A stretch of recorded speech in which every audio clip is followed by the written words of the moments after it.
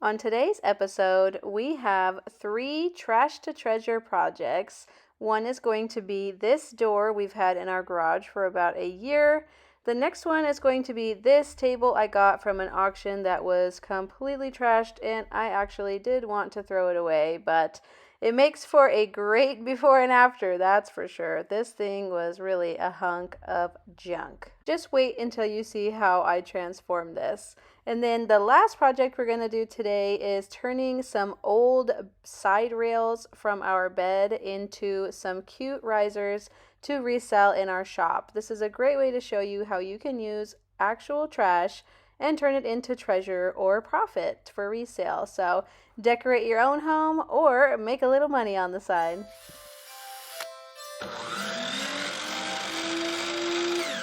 Hello and welcome back to Desert DIY. If you are new here, my name is Corey. Today we are going to be flipping a bunch of totally trashed items. So this door is all chippy and yucky and I got it for free. And then this one right here, this little side table I got from an auction, and it is really gross, dirty, and broken and in way worse condition than I even thought it could be based on the pictures in the auction.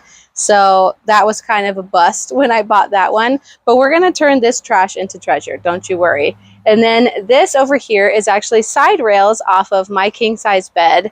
We completely flipped our king size bed into something unrecognizable. And if you want to check that out, I'll link that video in the description box down below. But we're going to turn all of these things into completely different pieces. Some of them won't even be used for the same purpose as their original function. So if you want to see how we do that, then stay tuned. Let's go. So the door has these hinges on it, and they look super cool, and it also has the hardware for the original knob, which I think is super cool as well. And the rest of it is just very chippy and rough. So we're going to have to find a way to make the surface not as rough, or just kind of seal in the chips so that they don't come off.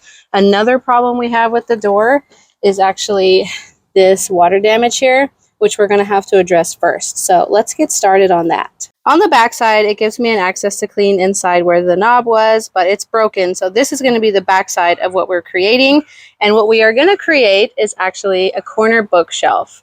Look at how awesome the crackle finish is on this. If it wasn't for this issue here, I would have done this as the front. Let's also remove this right here. Like I was saying, the first thing that we need to do is take off the part of the door where it has all that water damage on the corner. And we're going to do this really easily by just lining up a level as a guide for a skill saw, measuring the same distance down from each side, making a perfect line, and then cutting that right off.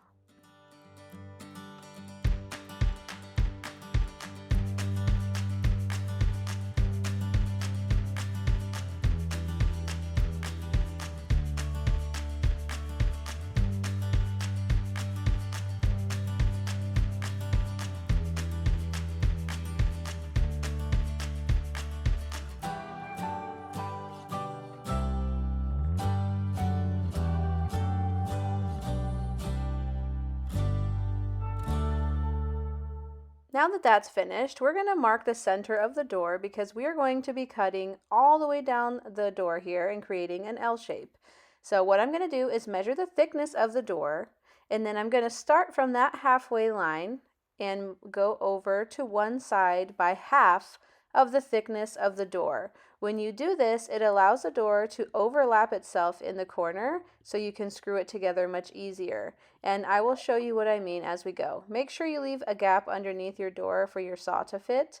And we're going to use one of those side rails from the bed as our guide for our saw.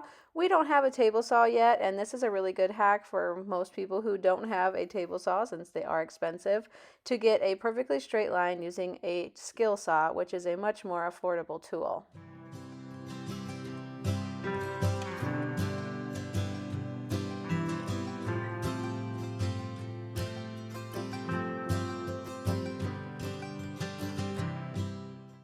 In order to create the L shape, now all we have to do is screw in the larger piece of the door to the smaller piece of the door in each of those braced areas in the door where the wood is a little thicker. You can see here what we're talking about when we say that one side is a little bit bigger so that way you can attach one to the other. We're using 2 screws on each of these larger, thicker pieces of wood on the back side of the door. Be sure to pre-drill your holes before putting in your screws, and we used 3-inch screws here.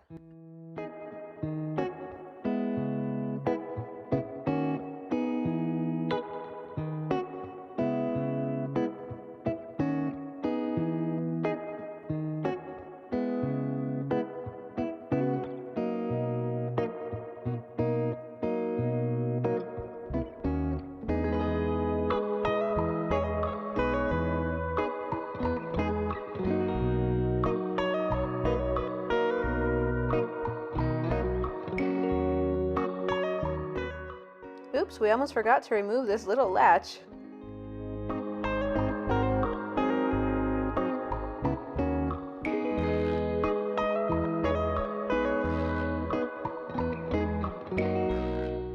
Once it's standing up, I took some scrap wood and I traced out the angle to make shelves. And of course, I got attacked by bugs in the middle of doing this. It's spring, isn't it? My husband is using our miter saw to cut the angled lines of these shelves. It doesn't quite reach all the way across, so he had to flip it and do a second cut on the underneath side. We repeated this process several times to get all the shelves. Now we can attach all of the shelves, as well as this top cap that will keep this piece nice and sturdy. We're going to attach them everywhere where there is this support on the door, and this will make the entire piece much stronger, as well as give it the decorative look.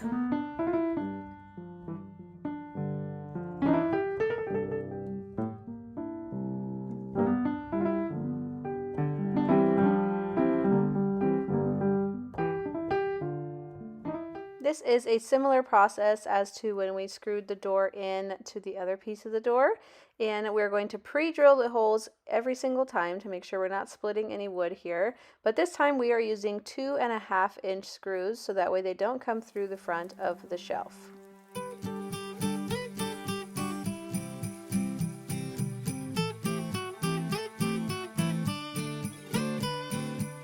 One of our favorite hacks to cleaning pieces and getting off flaking paint or just any kind of yucky dry stuff, we use this drill brush set. So this attaches into any drill, and you can use your drill to like power brush whatever you're working on. And in order to get rid of the chippy paint that was coming off without having to sand it and get all of that paint off and ruin the look of the piece, this brush did the trick. It was perfect. It turned out so well, and then he went in with a shop vac afterwards to clean up all of the pieces of paint. Since we want to keep the rustic look of this original, we didn't use any sander, but if you're wanting to completely change the look and sand it down, that's totally a great option as well. The shelves are very unfinished right now, and I want them to match the same chippiness and crackliness of everything else, so I'm going to use this crackle medium on the shelves before I paint.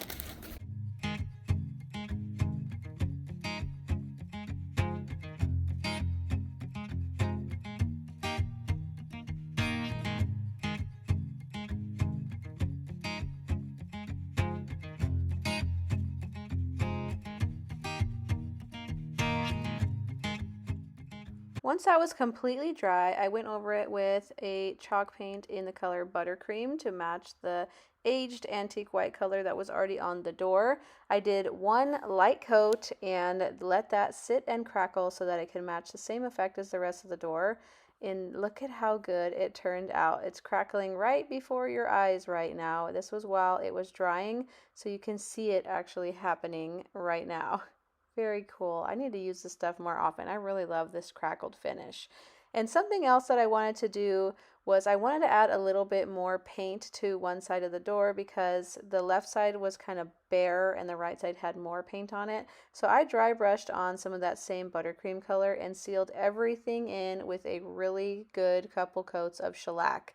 I wanted to use shellac because this is an excellent thick sealer and it's really good at sealing in anything that is on your piece.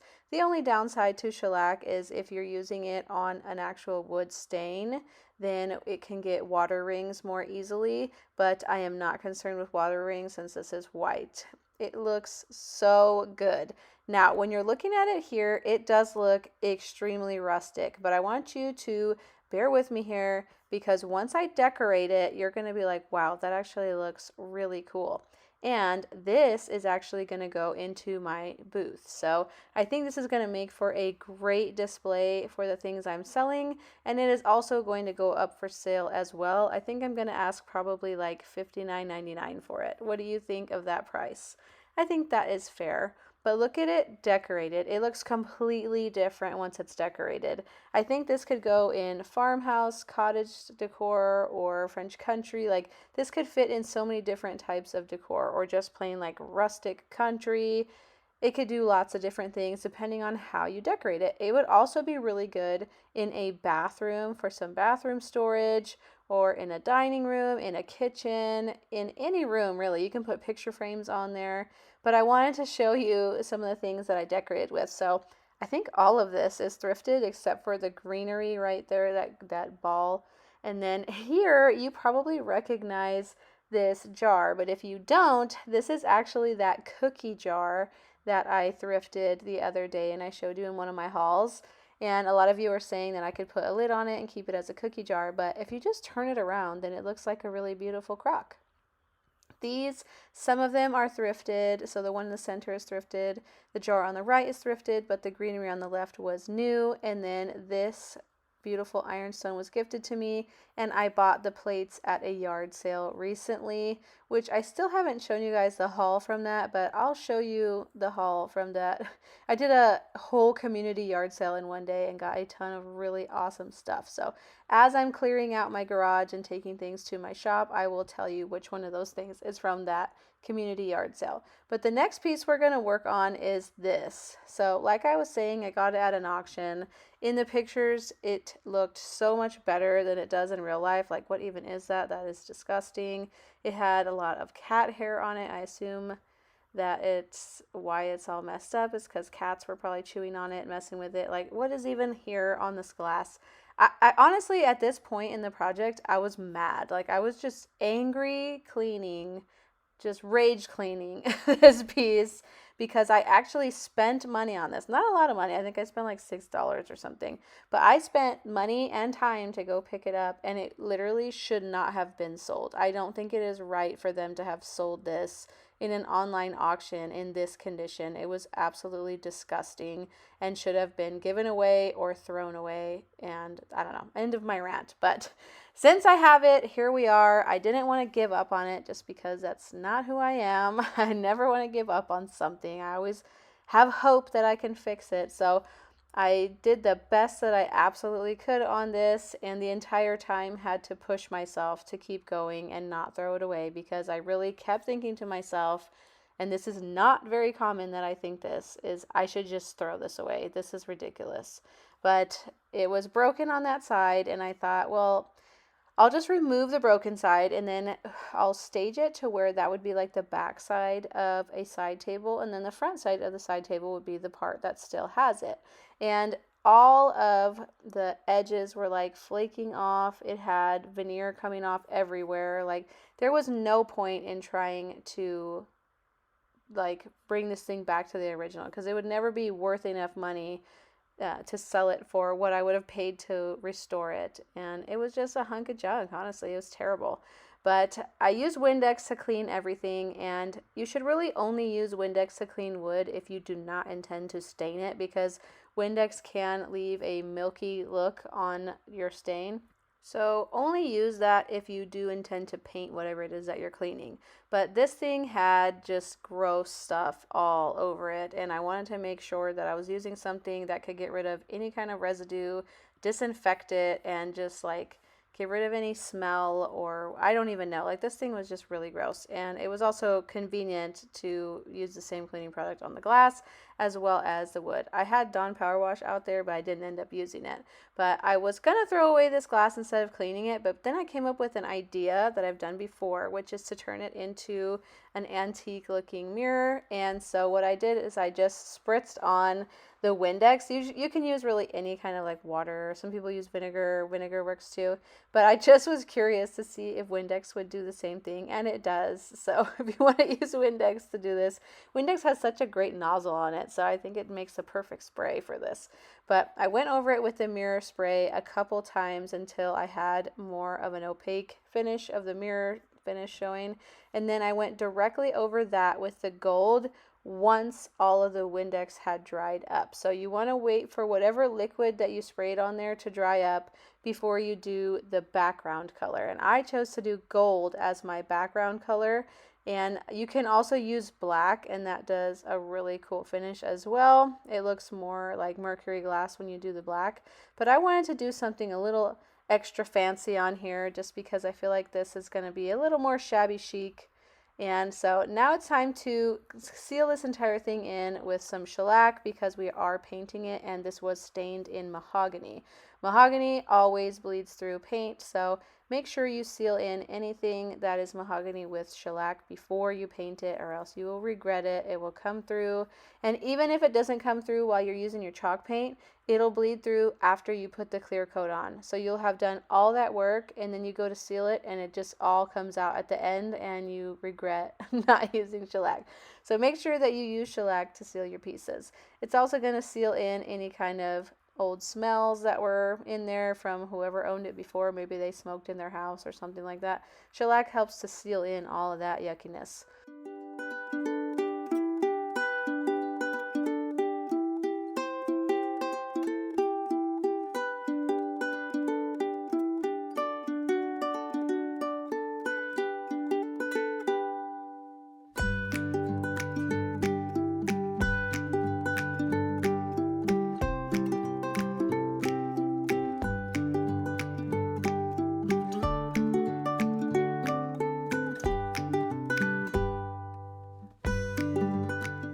I'm going to paint this in a duck egg blue color by Annie Sloan's chalk paint. I got this chalk paint on clearance, half off, or I should say on sale, half off, in the same shop where my booth is. They were having a big end of season sale in the shop where my booth is, and so I grabbed a couple of the Annie Sloan chalk paints and products while I was there. I always try and buy my paint stuff when it's on sale because full price, her paints are extremely expensive. I am not gonna lie. Like, I think, I don't know, it's probably the most expensive one that you can buy as far as the artisan chalk paints go. So it was a good paint though. It had really good coverage. I haven't used Annie Sloan's chalk paint in many, many years, so it was cool to try it out again. I know that a lot of people really enjoy her paints, and they're good stuff. She has really good products, and it worked pretty well. So I would say that I would use it for sure, but try and get it when it's on sale if you can. I'm always here to help you save a buck.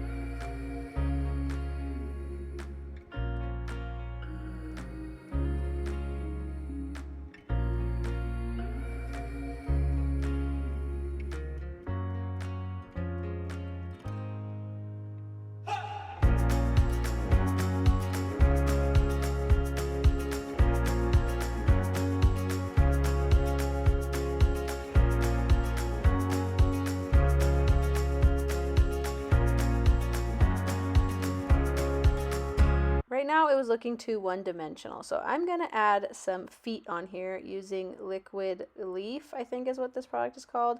I have it linked in my Amazon store for you, and yes, those were my son's little cute feet in the background. He was supervising. But I wanted to create little golden feet on here to kind of help break up the solid like green-blue color that it already is and give it a little bit more fanciness. I was actually thinking of doing this liquid gold leaf on some of the details of the piece, but I'm not sure if I want to do that or not. I don't want it to look too gaudy or like too detailed because of how shabby chic it is. And then I sealed in all of the paint with some clear wax from Fusion. This stuff has no smell to it, which I really appreciate, and I just put it on in a light coat and leave it alone. I know some people like to wipe it back or buff it or anything like that, but I just brush it on in a light coat to make sure there's no gloopiness anywhere, and then leave it alone and let it cure for a few days.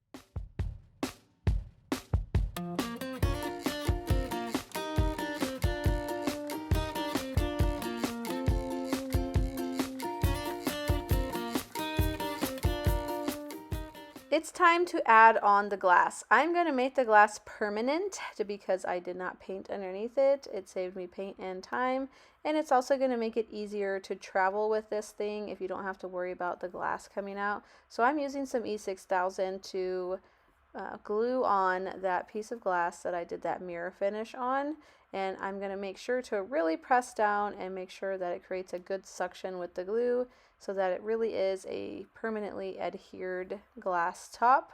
I think this glass top looks so good with that blue color. It's kind of giving me Little Mermaid vibes. I don't know. What do you think? What does it remind you of? Do you think I should add some more of the gold touches on some of the details? I'm not sure, just because the details are kind of rustic with all the chipping, missing veneer that's along that like pie crust edging. I'm not really sure what I want to do. Like, should I leave it as it is? Should I do a little bit of dark wax? Should I do some white wax? I don't really know. I just feel like it's so pretty how it is. It's so cute. And in this way, it would go better with more people's homes. And if I added more style to it with dark wax or white wax or whatever, it may be a little too eccentric and people may not want to buy it. I'm not really sure. I would love to hear what you think in the comment section if you could let me know. But I'm glad I didn't throw it away. It's still not perfect, and I wouldn't, knowing what I know now, I would not have bought it. But it's going to go up for sale in my booth, and I think I'm going to ask probably a lower price for it, maybe like $19.95 or something, just because it's really still beat up pretty bad with how much veneer is missing. The last project is these little side rails off of our king size bed. We took them off and just used our headboard only in the bedroom now. And if you missed that video, I will have it linked in the description box, but it was for my ugly duckling makeover for spring. But my husband took off the little side rail parts of the side rail that hold up your box spring or your mattress or whatever you may have in there, and he's just cutting it into smaller pieces. He did several pieces in 12 inches and several pieces in 24 inches, and we are going to turn these into cute little risers with different stencils and handles and cute little knob feet.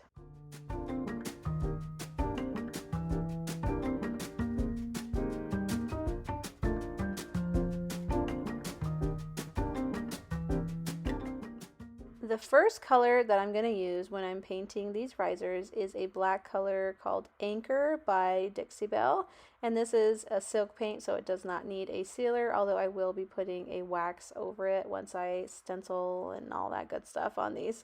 But I'm painting the underside first. I just want to point that out, that I always paint the underside first of everything that I do. If you've been watching my channel for a while, you already know that I do that. But I'm going to do some of these risers in this black, and then I have two other colors that I'm going to do, which are the same duck egg blue that I did the side table, and then I'm also going to do an off-white color to kind of go with the same color scheme of all the projects I'm doing today, really. That way it all goes together in my booth when I resell them.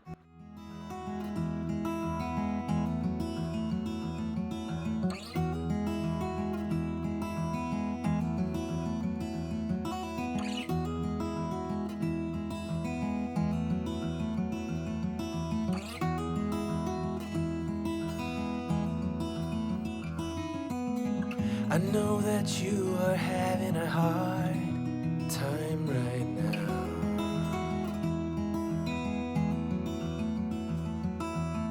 That everything seems to crumble around you.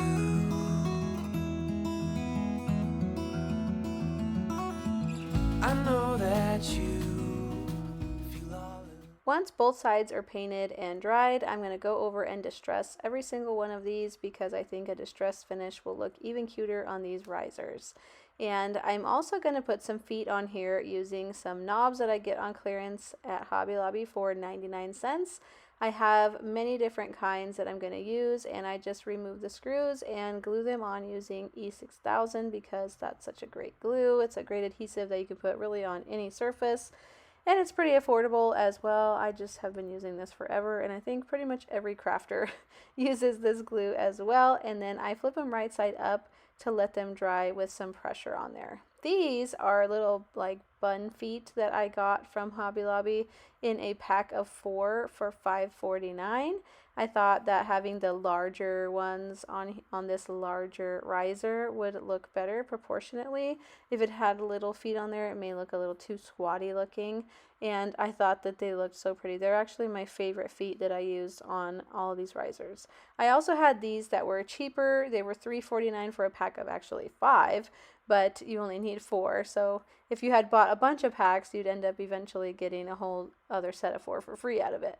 These were $4.99 a piece, half off, so $2.50 a piece, which means that just the feet on this riser came to be about $10. So I need to keep that in mind when I sell this piece, that I'm not going to get a huge profit off of it, but I want to share with you guys that this is still a great way to decorate. So that may not be a cost-effective way for resale, because I don't think I'm gonna be able to ask like $20 for these, but it's a good way for you to decorate in your own home and use trash to create treasure. Or you can find free or really cheap knobs somewhere else, and then you'd really get a better return on your investment here. But these were $2.49 a piece, which leaves this one at $5 spent, not including paint. But the paint is minimal. I mean, I barely used any paint to paint these. I think I will ask around $12.95 for the larger and $9.95 for the smaller ones in my booth. And then I am going to keep one of them as well. The stencil I'm using on this is more of like a Scandinavian folk art type of stencil, but I did a whole bunch of different stencils on each of these, and you'll see them in the reveal. But I just want to show you a quick tutorial of how I stencil, and it's so simple. You just blot off the excess and then you're good. But look at how cute these turned out. The color looks great.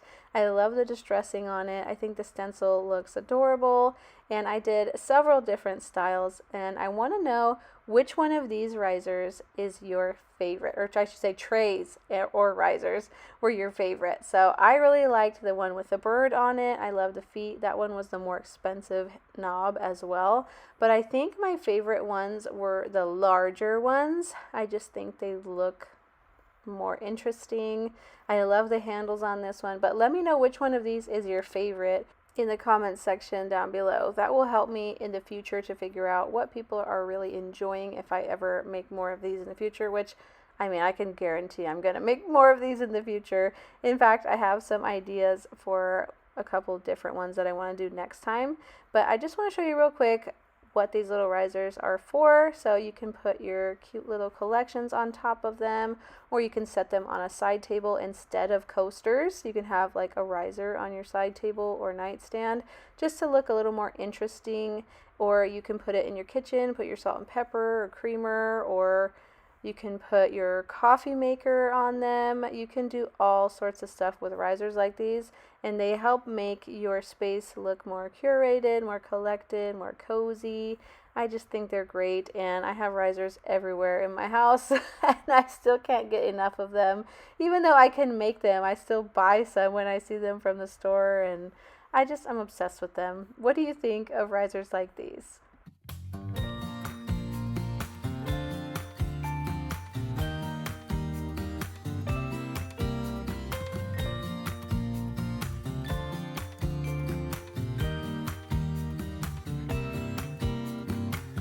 Some people have written books, some have a great look that covers the magazines for kids who are 17. But I don't know what to do, staring into the blue sky and just waiting for a sign. Someday are certain of what.